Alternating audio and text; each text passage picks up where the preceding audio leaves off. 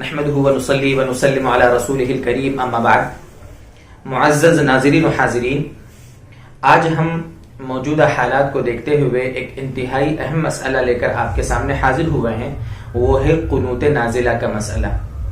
چونکہ آج کل قنوت نازلہ عام طور پر ہماری مسجدوں میں پڑھی جا رہی ہیں، تو اس لیے ہم نے ضروری سمجھا کہ ہم اس بارے میں اپنے ساتھیوں کے سامنے اس مسئلے کی ڈسکس کریں، اور اس مسئلے کے بارے میں اور کیا ہدایات ہیں ان سے ہم اپنے ساتھیوں کو آگاہ کریں.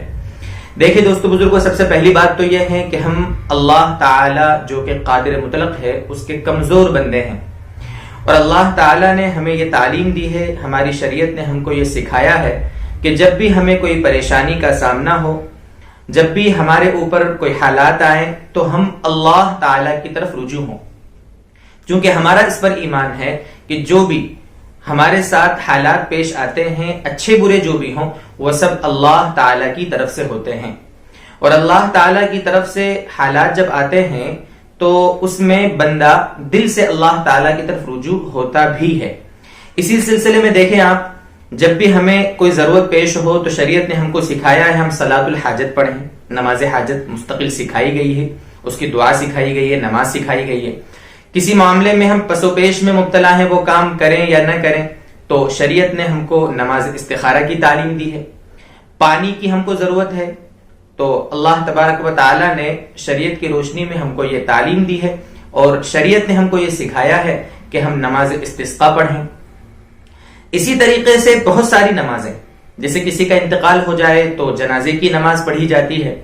ٹھیک اسی سلسلے میں اگر مسلمانوں پر ظلم ہو رہا ہو، مسلمان غیروں کی طرف سے ظلم کے شکار ہوں، تو اس کی مستقل نماز تو نہیں سکھائی گئی ہے، البتہ ایک دعا ہمیں سکھائی گئی ہے نبی اکرم صلی اللہ علیہ وسلم کی جانب سے، جس کو قنوت نازلہ کہا جاتا ہے.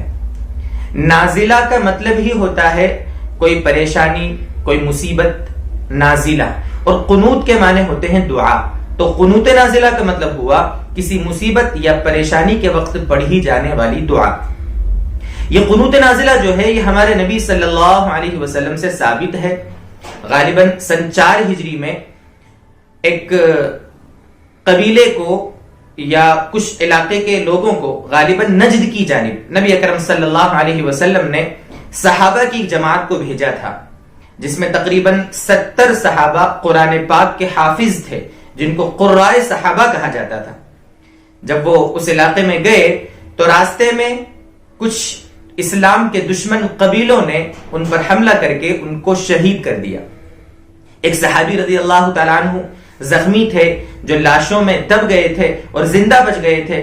وہ کسی طرح بچا کر نبی اکرم صلی اللہ علیہ وسلم کے پاس پہنچے، اور آپ صلی اللہ علیہ وسلم کو جو ان مشرکوں کی طرف سے اور غیروں کی طرف سے جو مسلمانوں کو دھوکے سے قتل کیا گیا تھا، شہید کیا گیا تھا، اس کی خبر دی.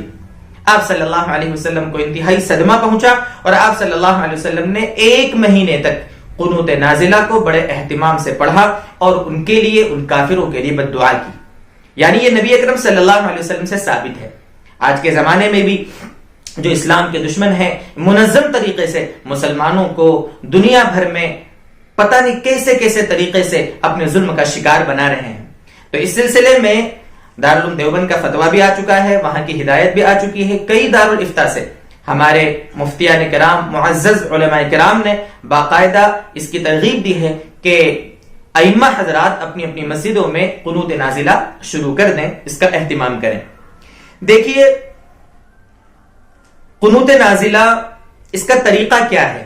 اس سلسلے میں ایک بات یہ سمجھیں کہ جیسا کہ ہم جانتے ہیں کہ عام طور پر فجر کی نماز میں ہمارے ہاں قنوت نازلہ پڑھی جا رہی ہے. فجر کی نماز کا جب رکوع ہو جاوے دوسری رکعت کا، تو دوسری رکعت کے رکوع کے بعد ہمیں قنوت نازلہ پڑھنا ہے، یعنی ائمہ حضرات جو ہوں گے ان کو پڑھنا ہے. قنوت نازلہ ہم ڈسکرپشن میں لکھ دیں گے، اگر کسی کے پاس نہ ہو تو وہاں سے اس کو کاپی کر کے وہ اپنے پاس لکھ سکتا ہے اور محفوظ کر کے یاد کر سکتا ہے. یہ جو قنوت نازلہ ہے، ائمہ حضرات سے اس سلسلے میں درخواست یہ ہے کہ جب قنوت نازلہ پڑھیں تو ان کی آواز میں تھوڑا خشوع ہو. ٹھیک ہے، ہو سکے تو اس کے معنی یاد کر لیں، تاکہ جس وقت وہ دعا پڑھی جائے تو اس وقت دعا مانگنے میں اور دعا پڑھنے میں دل لگے۔ دوسری بات یہ ہے کہ قراءت کی جو آواز ہے اس کے مقابلے میں قنوت نازلہ کی جو آواز ہو وہ تھوڑی آہستہ ہونی چاہیے قراءت کے مقابلے میں، اس کا دھیان رکھنا چاہیے، یہ آداب ہیں۔ مقتدی حضرات جب قنوت نازلہ سنیں گے امام صاحب کے پیچھے تو اگر ان کو قنوت نازلہ کے الفاظ یاد ہیں تو آہستہ آہستہ ان کو وہ پڑھیں گے، اور اگر جیسا کہ عام طور پر قنوت نازلہ کے الفاظ مقتدیان کو یاد نہیں ہوتے ہیں، مقتدی حضرات کو یاد نہیں رہتے ہیں، تو وہ ہر جملے پر جہاں پر بھی امام صاحب رکیں گے تو وہاں پر وہ آمین کہہ دیا کریں آہستہ۔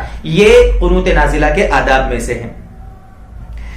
اسی طریقے سے ایک مسئلہ یہ پیش آتا ہے کہ امام صاحب مان لو قنوت نازلہ پڑھ رہے تھے اور اسی وقت کوئی مقتدی آیا اور نماز میں شریک ہوا، تو وہ اللہ اکبر کہہ کے نیت باندھ کر ہاتھ چھوڑ دے گا، یعنی ہاتھ چھوڑ کر وہ کھڑا رہے گا، اور چونکہ اس کو دوسری رکعت کا رکوع نہیں ملا ہے، صرف قنوت نازلہ ملی ہے، اس لیے اس کی دونوں رکعت چھوٹ گئی ہیں۔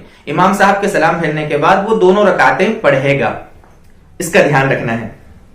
اور ایک آخری بات دوستو بزرگوں، صرف قنوت نازلہ پڑھنے سے اتنا فائدہ نہیں ہوگا جتنا ہم قنوت نازلہ کے سوا اپنے انفرادی اعمال کو درست کرنے کا اہتمام کریں گے۔ توبہ ہے، استغفار ہے، صدقے کی کثرت ہے، اسی طریقے سے سچے دل سے قنوت نازلہ کے سوا بھی اللہ تعالیٰ سے دعا مانگنا ہے، بندوں کے جو ہمارے اوپر حقوق ہیں ان کی ادائیگی کی فکر ہے، یہ ساری چیزیں کرنے کے ساتھ ساتھ اللہ تعالیٰ سے ہمیں دعا کرنا چاہیے۔ اللہ تبارک و تعالیٰ سے دعا ہے کہ اللہ تعالیٰ ہمارے ملک میں امن و امان قائم فرمائے، پوری دنیا میں جہاں کہیں مسلمان پریشان ہیں اللہ تبارک و تعالیٰ ان کے جان مال عزت آبرو کی حفاظت فرمائے۔ اللہ تبارک و تعالیٰ جو کچھ کہا گیا ہے اس پر عمل کی ہمیں توفیق عطا فرمائے۔